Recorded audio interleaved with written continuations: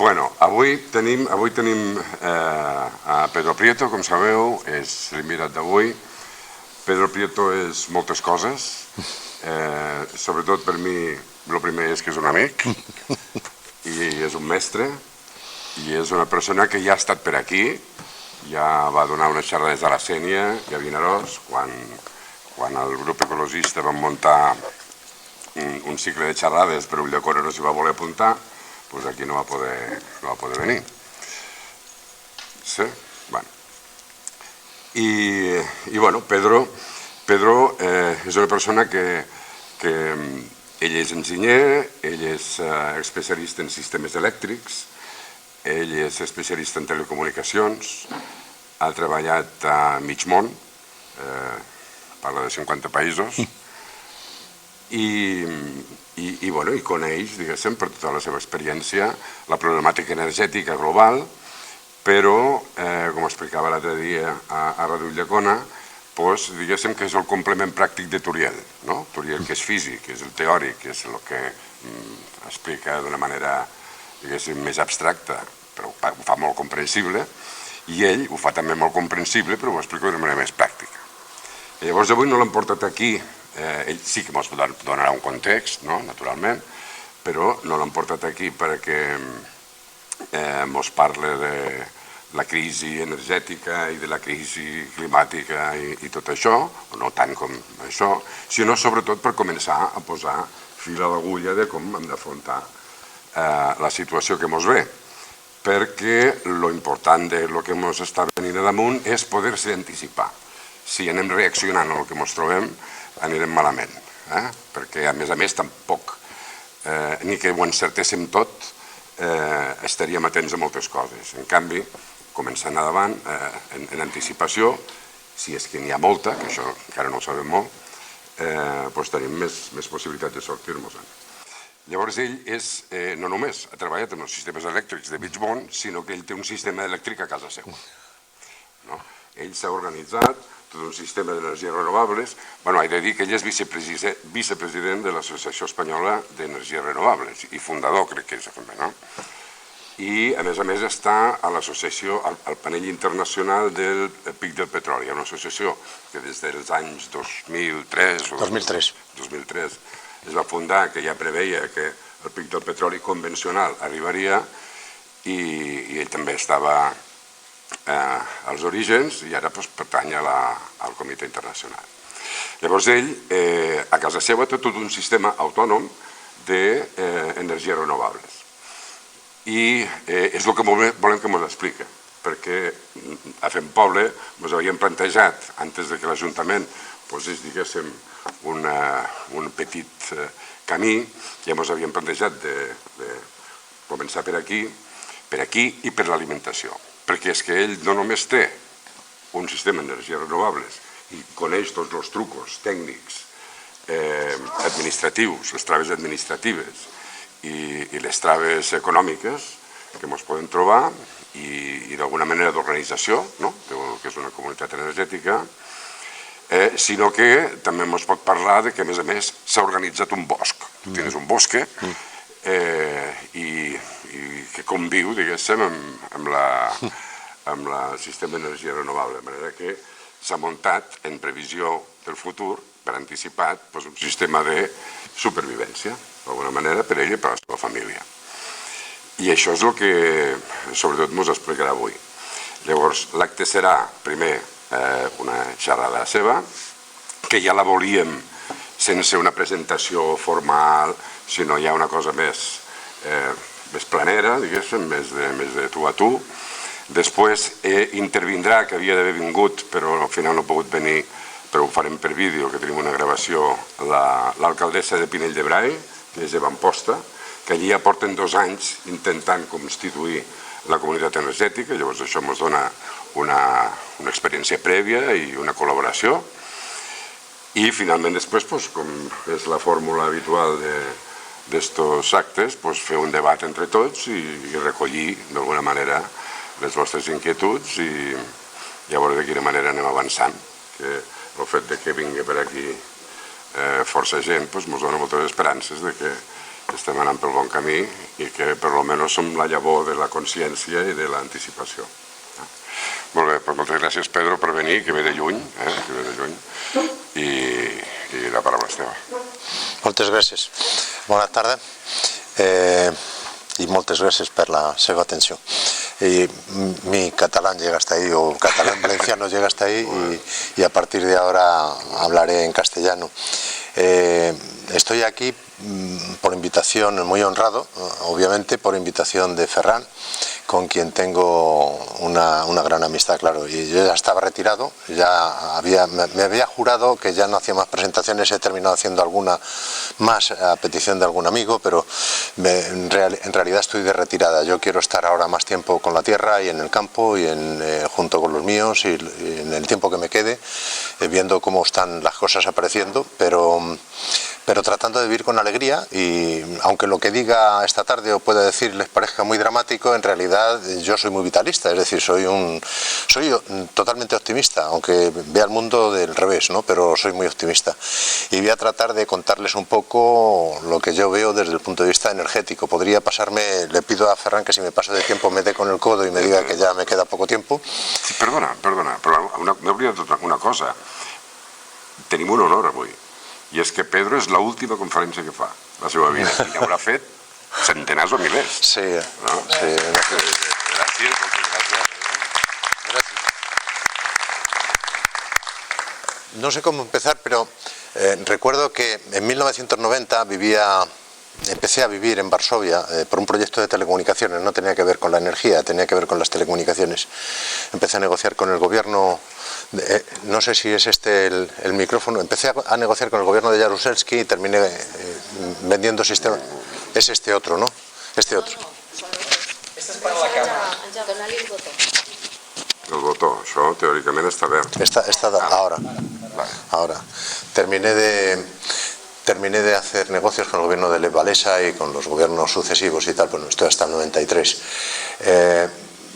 Yo recibí un shock en el año 90, estaba muy centrado en el mundo de las telecomunicaciones y visitando la ciudad de Katowice, que está en el suroeste de Polonia, es la antigua Silesia polaca, que en tiempos fue alemana y demás, vi por primera vez en mi vida nevar copos de nieve negra sobre un suelo, un manto de nieve negra de 30 centímetros en el suelo.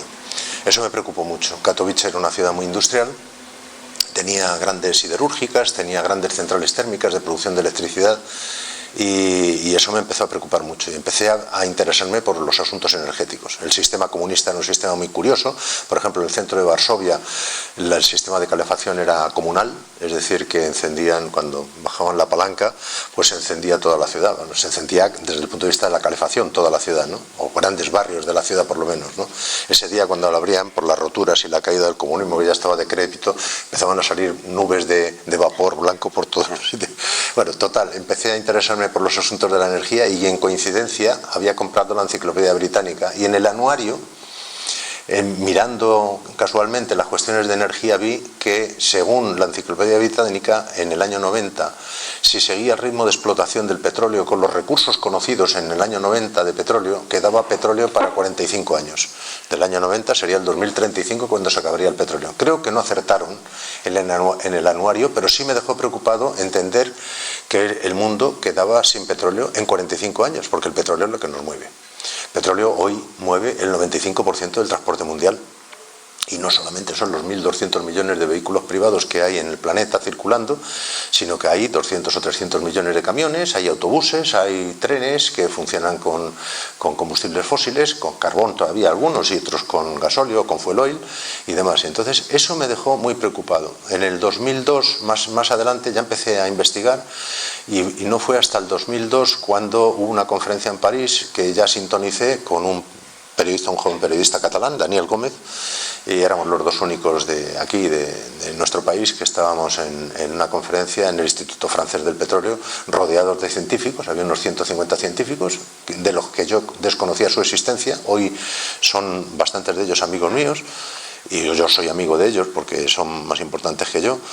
Y realmente allí recibimos otro shock porque nos hablaron del cenit del petróleo. El cenit del petróleo era el punto en el cual la producción mundial de petróleo llega a su cenit máximo, porque ya no se puede extraer más, porque hemos agotado. En un planeta finito los recursos no pueden ser infinitos, como decía Kenneth Boulding, creo que era Kenneth Boulding, que era nada más y nada menos que creo que era el presidente de la Asociación de Economistas Estadounidenses, y tenía aquella famosa frase que decía: todo aquel que crea que se puede crecer de forma infinita en un mundo finito, o es un loco o es un economista. Y lo decía él, que era economista, ¿no? Entonces, eso me dejó preocupado y dije, bueno, vamos a ver qué pasa aquí, porque esto no lo veo claro. Entonces empezamos a analizar. Esta gente tenía unas bases de datos tremendas. Colin Campbell, Jean Lagerrer, era un geólogo que trabajó en grandes multinacionales del petróleo, y eran gente que aparentemente habían visto el mundo del petróleo, del carbón y del gas natural, y habían llegado a una conclusión de que esto estaba tocando, si no a su fin, estaba tocando justo a su cumbre, y desde la cumbre solo cabía esperar que hubiera una bajada. ¿Cómo lo habían analizado ellos? De una forma muy sencilla. Hay 50 y tantos países productores de petróleo. En aquel entonces había ya muchos países que eran importadores. Por ejemplo, no sé si saben que Rumanía ha sido un exportador de petróleo, Albania ha sido exportador de petróleo, ahora prácticamente no tienen petróleo. Hay muchos países que ya pasaron por esa curva. Es una curva que se llama la curva en forma de campana, una curva gaussiana, que es sube y luego baja, es una especie de sigmoide, y entonces saben que hay una cantidad de países que han pasado por ese proceso y ya están en declive, y unos están en el pico, otros en declive, otros en flanco declive y otros en declive terminal y están exhaustos. De los 50 y tantos países, cuando lo empezaron a analizar, había ya 20 y tantos países que estaban en declive.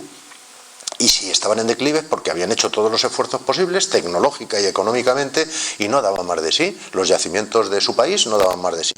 Entonces ellos hacían un sumatorio de todos los países del mundo, analizaban las técnicas y los estados de los ratios que llaman ellos, las relaciones de extracción con respecto a los yacimientos que hay. Hay un gran conocimiento de geología y profundo conocimiento de geología del petróleo y del gas natural, y entonces ellos sabían cuándo más o menos podía llegar al límite y bajar. Hicieron extrapolaciones, y en el 98 publican Jean Lagerrer y Colin Campbell, que son los fundadores de la asociación a la que yo pertenezco desde el 2003. Ellos crean esta asociación en el 2002, y en el 2003, en el 98 habían publicado un artículo que fue lo que me llevó a mí a París, que se llamaba The End of Cheap Oil, el fin del petróleo barato, que decía el fin del petróleo convencional. El fin del petróleo convencional en el 98 dijeron que se iba a dar en el 2010, aproximadamente en el 2010, para todo el mundo, que a partir de ese momento no es que no hubiera petróleo, sino que empezaría a bajar gradualmente e inexorablemente, empezaría a bajar la producción, independientemente de nuestras voluntades.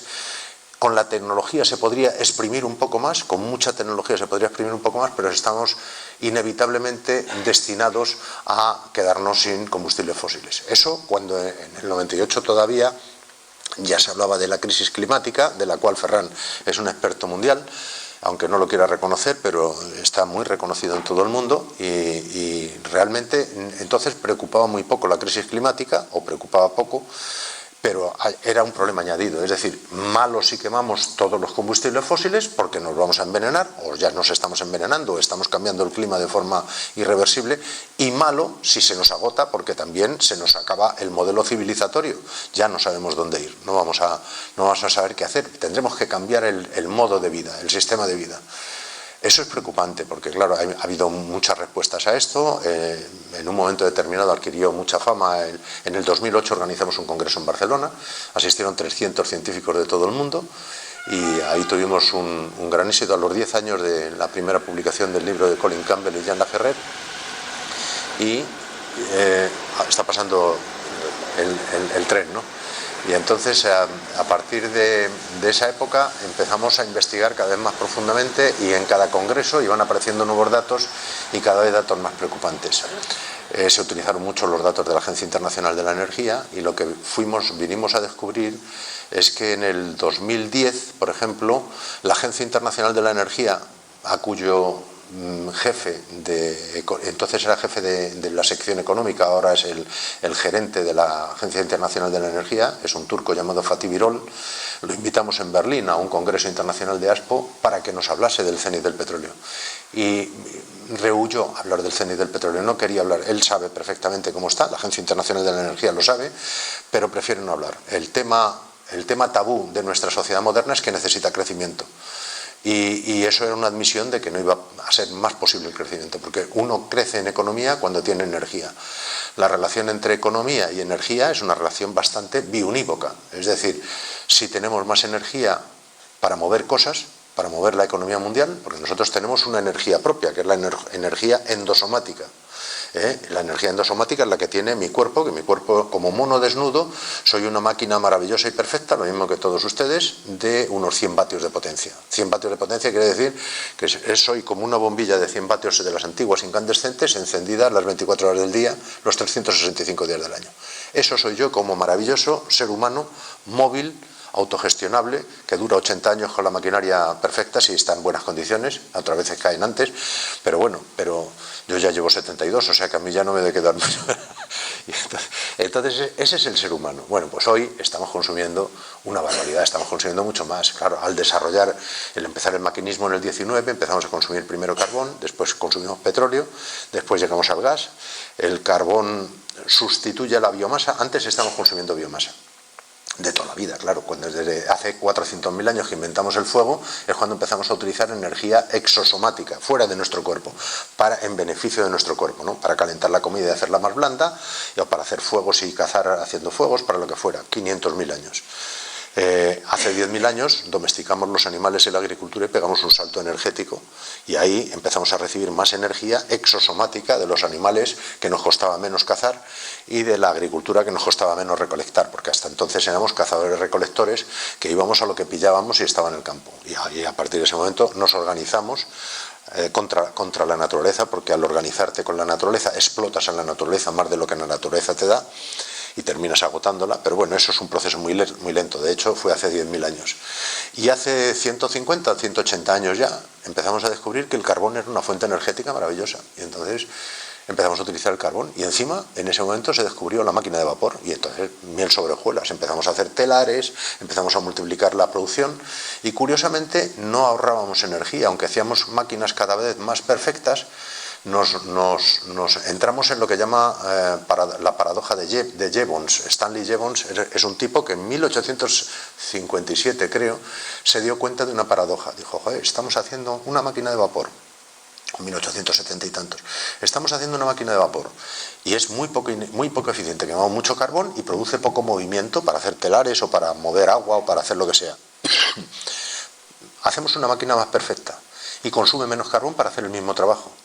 Luego deberíamos quemar menos carbón, sin embargo estamos quemando cada vez más carbón. Eso es una paradoja de Jevons, porque al hacer una máquina más perfecta multiplicamos el número de máquinas. Bien, desde entonces no hemos dado vuelta atrás, seguimos con la paradoja de Jevons a cuestas.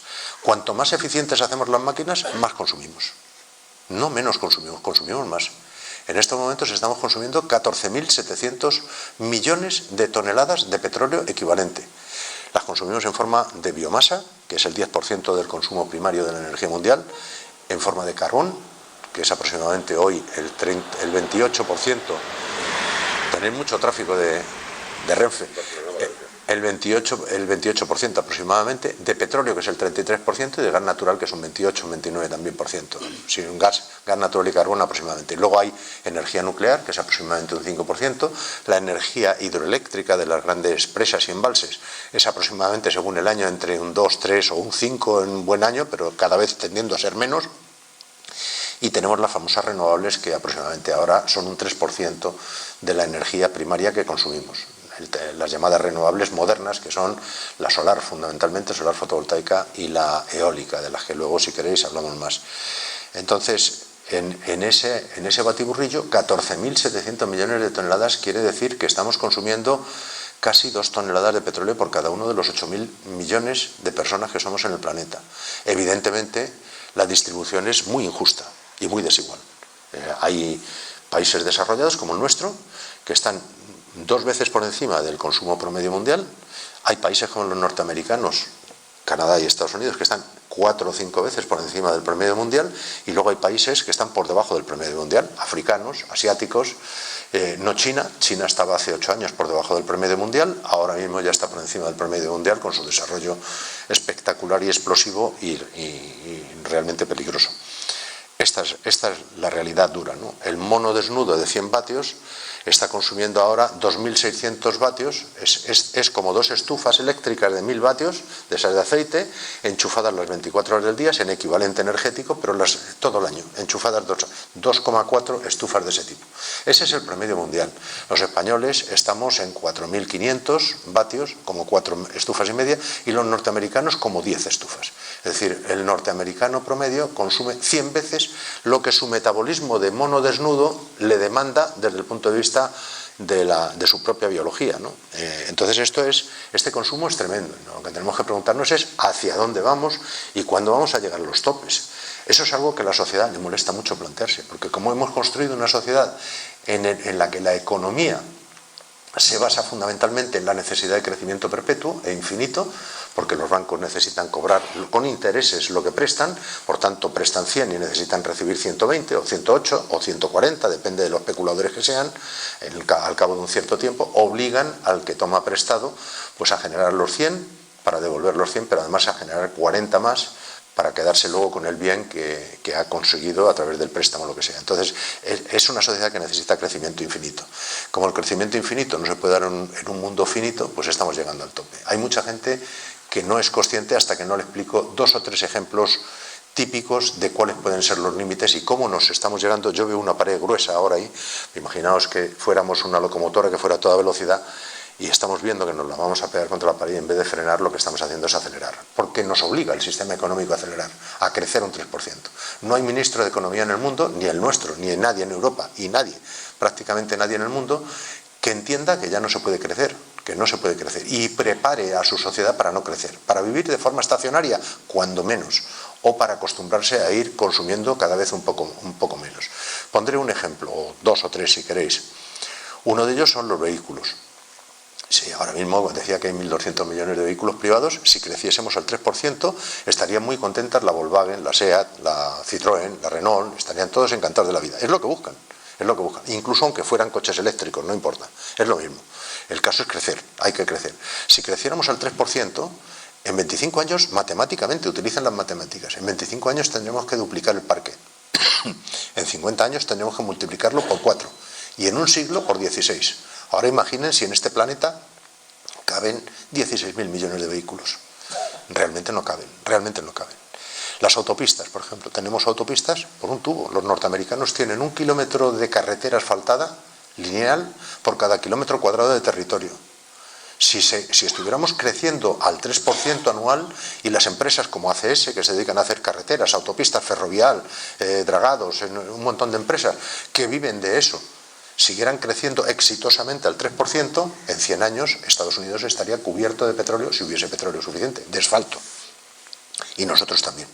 Es decir, estamos en una situación que hay que llegar y plantear el límite, no podemos seguir así. El turismo, somos un país exitoso en turismo, el segundo o el tercero del mundo, en recepción de turistas, después de Francia y Estados Unidos. Bueno, 82 millones de turistas antes de la crisis del COVID. Si creciéramos anualmente, eso es una actividad muy importante, que hay que vigilar, porque es que evidentemente se merecen todo el respeto los 2,5 millones de personas que viven del turismo en este país. 2,5 millones de personas viven del turismo. Entonces, es una actividad, y es el 14% del PIB. En las islas, en el archipiélago balear, es el 30%, y en el archipiélago canario, el 30% del PIB, el turismo. Y dices, ¿y esto cómo puede seguir?